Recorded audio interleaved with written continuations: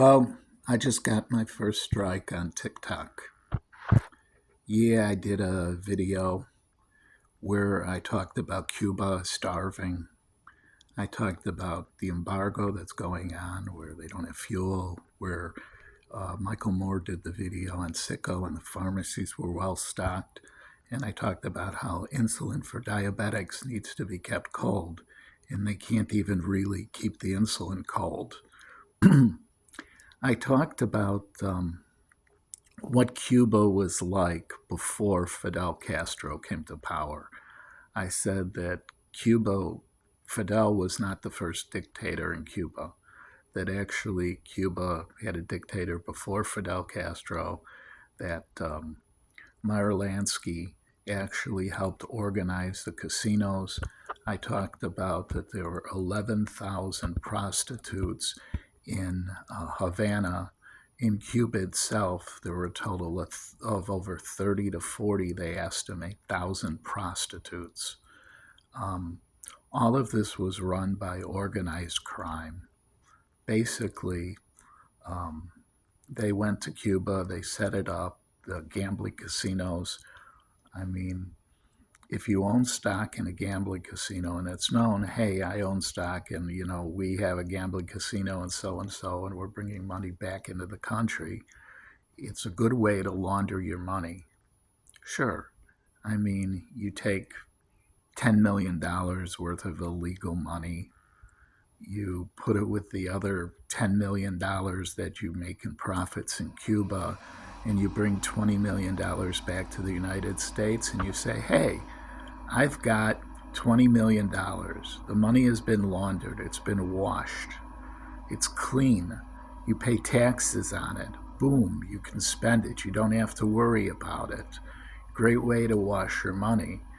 I said,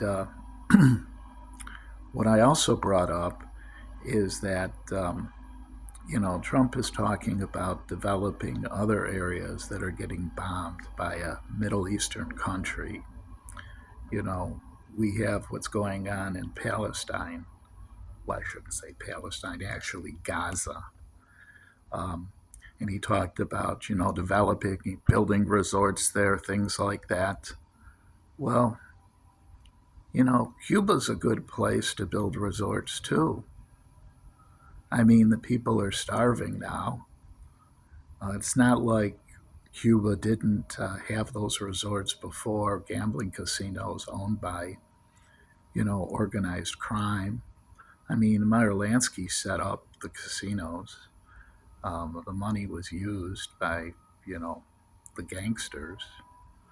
Um, it's in the history books. If you Google it, who originally helped set up the casinos in Cuba back in the 50s, the 40s and 50s when the casino started. And they were the playground for the rich and powerful. I mean, the Kennedys went there.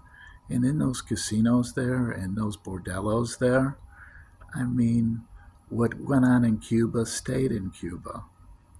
I mean, we had some singers. I mean, uh, Desi Arnaz, he actually performed in Cuba.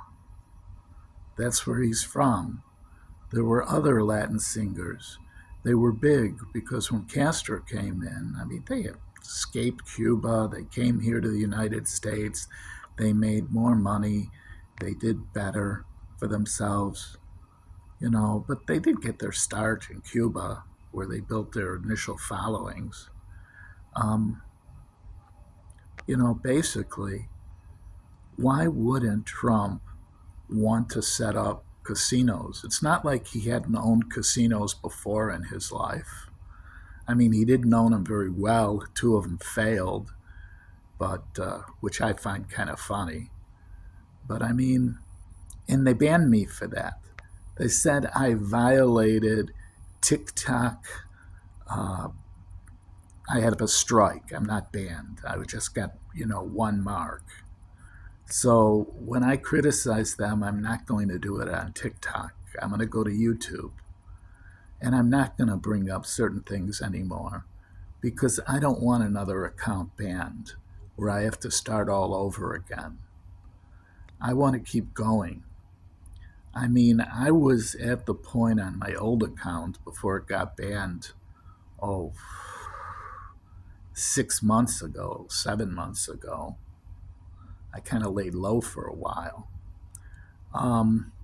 Where I was getting to the point where I was going to be monetized soon, where I was going to be able to start selling products and do lives, things like that. It would have been great because I would have done TikToks on the No Kings Day. I would have done that when I was there. Oh well, 90 days I'll just cool my jets. Maybe every 90 days I'll do something that I'll go whole hog and kind of, blast them. Until then, I won't criticize governments in the Middle East, certain governments that this administration supports. Because genocide is genocide. And what's going on in Cuba is a form of genocide. People are starving. The elite isn't starving. They've got their shit. It's just the regular people that are suffering. That's how it always is. These sanctions, they don't really hurt the elite until, forever. It's like in medieval times when there was a siege. The nobles and kings, they ate. It was the other people that starved. Same thing here with this embargo. It's John Q. Public. Maybe they're hoping that someone will get pissed enough that they'll, have another revolution. But is it going to go from bad to worse? I don't know. Did Cuba go from bad to worse?